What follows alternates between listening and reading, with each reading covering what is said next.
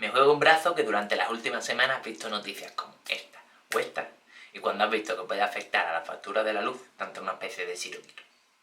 Relajación, hombre. En este vídeo vamos a analizar el conflicto del Sáhara desde una perspectiva histórica. Venga, para dentro onda. En primer lugar, ¿dónde está el Sáhara? El Sáhara está situado en el noroeste de África, aquí al ladito de las Islas Canarias, y está rodeado por Marruecos, Argelia y Mauritania. ¿Y qué importancia tiene toda esta tierra? Creo que te lo estás preguntando ahora mismo. Pues vámonos directo al grano. En primer lugar, su zona geoestratégica. ¿Por qué? Porque tiene una salida hacia el mar, es decir, hacia el Atlántico, y luego es una entrada hacia el norte de África, es decir, hacia la zona del Magreb. Y si te lo traduzco de otra manera, quien tenga influencia sobre el Sáhara tiene una gran influencia sobre el Magreb, es decir, sobre el norte de África. Y aparte, tiene una serie de recursos muy importantes, como son las minas de fosfato, las minas de oro, las zonas de pesca e incluso petróleo. Y es por ello por lo que el Sáhara se convierte en una zona muy codiciada a nivel internacional. Para empezar el repaso histórico tenemos que ir a mitad del siglo XIX, es decir, la época donde los grandes imperios, las grandes potencias europeas y algunas como Japón, empezaron a colonizar ciertos territorios de África o de Asia y Oceanía. Y en este caso no encontramos el Sáhara. Pero hay una cosa, y es que al principio el Sáhara no le importaba absolutamente a nadie. ¿Por qué? Porque no se habían descubierto las minas de fosfato y eso estaba lleno de desierto. Entonces, claro, llegaban los ingleses, los franceses, miraban y decían que esto está lleno de arena. ¿Qué hacemos aquí? En este momento, España, que tenía las Islas Canarias justamente enfrente del Sáhara, decide ocupar esta tierra para poder defenderla. Es decir, tener un mecanismo de defensa en caso que invadieran las Islas Canarias. El reconocimiento de estos territorios y sus fronteras se hizo efectiva durante la Conferencia de Berlín de 1885, donde los grandes imperios delimitarían su frontera a lo que llamamos el cuadricartado, es decir, de aquí a aquí es mío y de aquí a aquí es tuyo, sin importar si los habitantes de estas tierras estaban organizados según grupos étnicos o grupos culturales, lo que en un futuro durante la descolonización iba a traer una serie de consecuencias negativas, pero bueno, eso es otro cuentecito. España finalmente hizo efectiva su colonización en 1936 y a partir de 1947 se descubren las primeras minas de fosfato, por lo que empezaron a explotar. Entre 1950 y 1960 se producen lo que se llaman las descolonizaciones. Las colonias empiezan a exigir su independencia, es decir, romper lazos con las metrópolis. Y la recién creada Naciones Unidas empieza a proponer planes para la descolonización de todas estas. España, que estaba bajo la dictadura de Francisco Franco, para poder saltarse todo este proceso de descolonización, lo que hace es darle un estatus político al Sáhara como si fuera una provincia más. Es decir, como si hoy día fuera una provincia como por ejemplo la de Almería, la de Teruel o la de Jerez de la Frontera. Bueno, fuera broma. La cosa es que los saharauis ahora mismo serían considerados españoles y tendrían incluso DNI y podrían aspirar a puestos de trabajo en la organización administrativa o incluso en el ejército español. En este momento se empieza a producir el auge del nacionalismo saharaui, es decir, los saharauis empezaron a ser conscientes que era hora de romper con la metrópoli, es decir, con España, y organizarse como ellos más quisieran, es decir, lograr la independencia. Esto se debe a que muchos estudiantes saharauis se fueron a estudiar a universidades como Siria o Rabat, es decir, zonas donde ya se habían descolonizado, y volvieron aplicando todas esas ideas y exigiendo un paso más. Entonces empiezan a surgir líderes como por ejemplo Bashiri o el Wali, que fundan el movimiento de vanguardia para la liberación del Sáhara, un movimiento pacífico que intenta sentar a la metrópoli para poder hablar ella y llegar a una salida pacífica de la descolonización. En la ciudad de Layún, en el Sáhara, comienza a haber una serie de manifestaciones pacíficas a favor de la independencia. Los militares españoles, que temían que se fueran a liar por algún motivo, cogieron, dispersaron la manifestación y encarcelaron a muchos de los manifestantes, entre ellos Basili, que lo cogieron, lo llevaron a comisaría y desapareció. A día de hoy tampoco sabemos dónde está.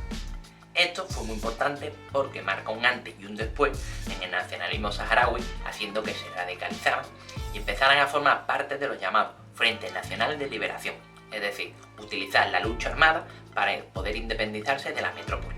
Esto era algo común, puesto que si de la forma pacífica no se podía, se tendría que hacer mediante la fuerza, y algo que ya pasaba en Mozambique, en Angola, en Argelia o incluso Pakistán, algo normal en este contexto histórico.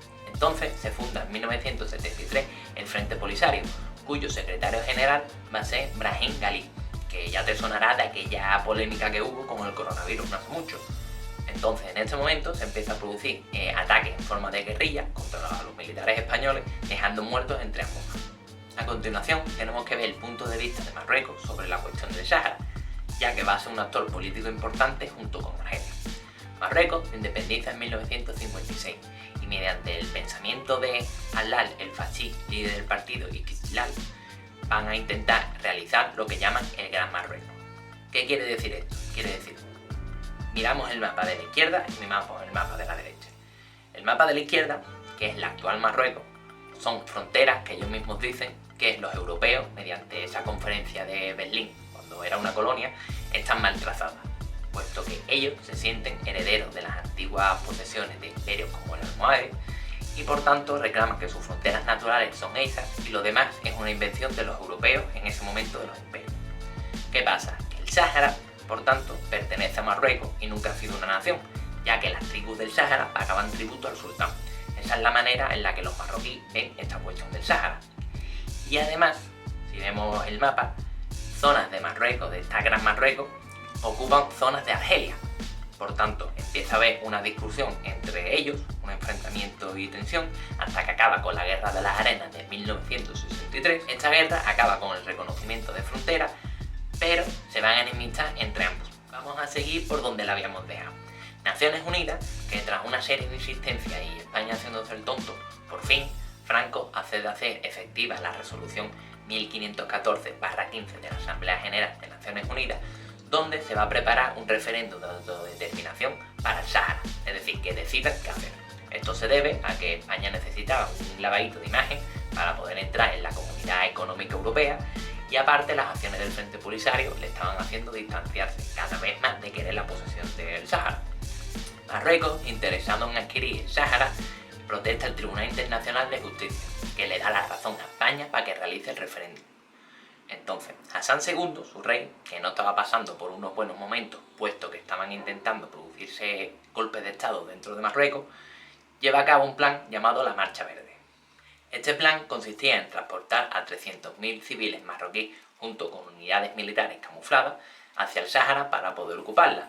El plan estaba financiado por la CIA y por Arabia Saudita y contaba el visto bueno de Francia.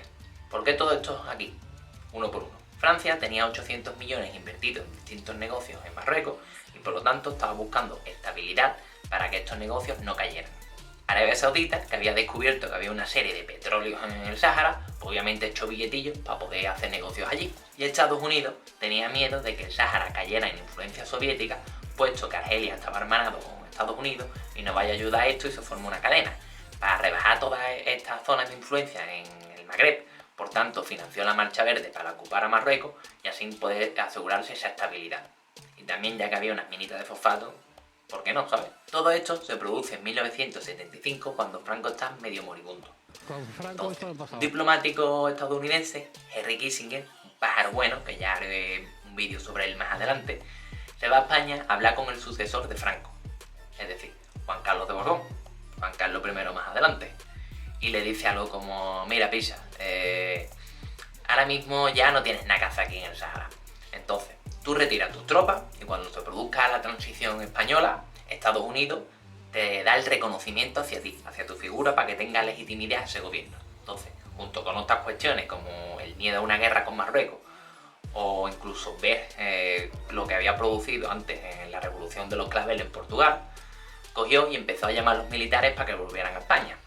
Fue a Marruecos y firmó junto con Marruecos y Mauritania, que Mauritania quería también el Sáhara, debido a que tenía miedo a que Marruecos se expandiera más y utilizar como una especie de estado tapón para impedirlo, pues firmaron el Acuerdo Tripartito de Madrid, repartiéndose así el Sáhara entre Marruecos y Mauritania. El Frente Polisario, como respuesta, funda la República Árabe Saharaui Democrática y Argelia empieza a ayudar al Frente Polisario trayéndose a muchos refugiados de las zonas ocupadas por Marruecos hacia la región de Tinduf, donde se montarían una serie de campamentos de refugiados, produciéndose así ya lo que vamos a llamar en el siguiente paso la Guerra del Sáhara.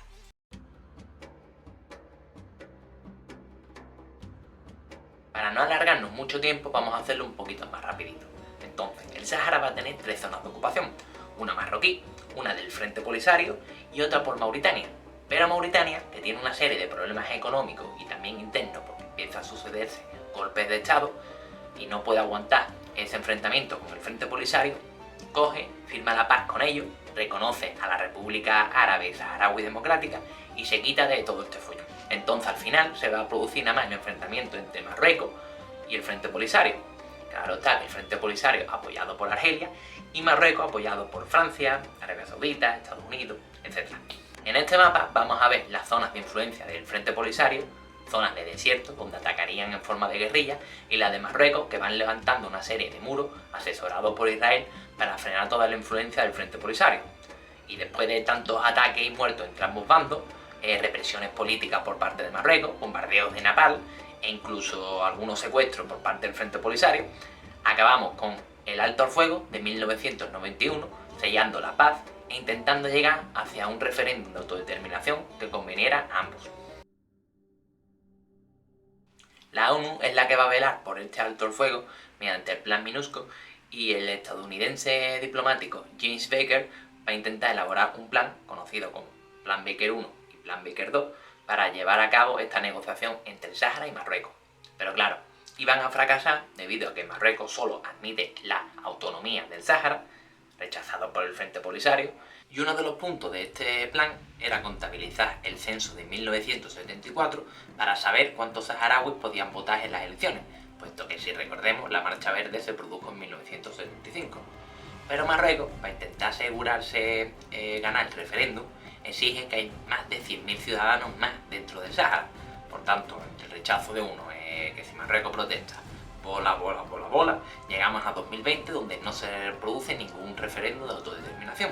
Y tras unos altercados en la zona desmilitarizada de Guéguerat, donde unas manifestaciones saharauis reprimidas por Marruecos hace que el Frente Polisario empiece a disparar, se rompe el alto al fuego, continuando con todo este conflicto. Y si te preguntas qué tiene que ver España en todo este conflicto, es que la ONU dictamina que la ocupación de Marroquí en el Sáhara se hace de forma ilegal y por tanto exige que España tiene la última palabra del conflicto y que realice un referéndum de autodeterminación para que los saharauis sepan si pertenece a Marruecos, pertenece a España o sea una nación independiente. Entonces, en este momento tenemos que ver el conflicto de otros puntos de vista más allá del histórico. ¿Por qué? Porque España no es la única que pasa del tema, sino pasan las demás naciones. Tanto Rusia, por ejemplo, que es aliada de Argelia, Francia para asegurarse la estabilidad, Estados Unidos, que además en 2020, por medio de un tuit de Donald Trump, reconoce la autonomía del Sáhara por parte de Marruecos, a cambio de que se reconociera el Estado de Israel, muchos más. ¿Por qué? Porque Marruecos tiene una buena red diplomática, muy potente, donde se asegura sus intereses. ¿Y esto a qué se debe? Se debe que, por ejemplo, con la Unión Europea lleva una serie de tratados en relación a la migración, a la lucha contra el narcotráfico y también contra el terrorismo. Por tanto, esta materia colaborativa hace que la Unión Europea respete las decisiones de Marruecos en cuanto a sus intereses sobre el Sáhara. También hay diferentes empresas como Siemens, Repsol y Cesar que exigen estabilidad. Y Marruecos presiona a España con Ceuta, Melilla y las Islas Canarias. Por tanto, toda esta red hace que Marruecos se pueda proteger bastante bien de distintas amenazas. Y el punto de vista más importante de todo ello tenemos que verlo en la especie de guerra fría, no se puede llamar así, pero vamos a decirle un nombre, entre Marruecos y Argelia. ¿Por qué? Porque son enemigos y aparte la frontera entre ellos está cerrada desde 2002. Y la cuestión del Sáhara también influye en este tema. ¿Por qué? Porque si lo vemos desde este mapa, el Sáhara delimita con Marruecos y también con Argelia. ¿Qué pasa? Que si el Sáhara se independiza y es aliado de Argelia, Marruecos se va amenazada por este. Pero si es al contrario, Argelia es el que se va amenazada por Marruecos. Por tanto, hay una serie de intereses que hace que este tema de autodeterminación se quede como estancado.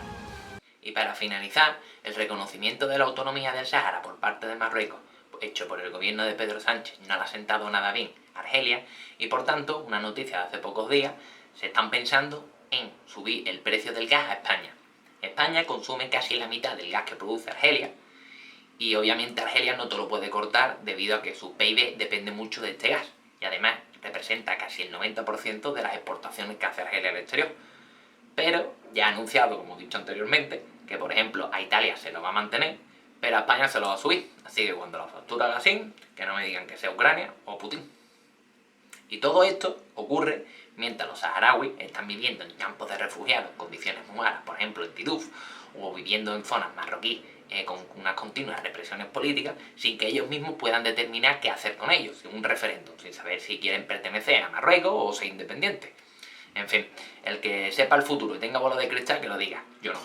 Con esto ya hemos terminado el vídeo de hoy. Si te ha gustado, le puedes dar un dedo arriba, pero el pulgar, el corazón, y ya nos vemos en otra.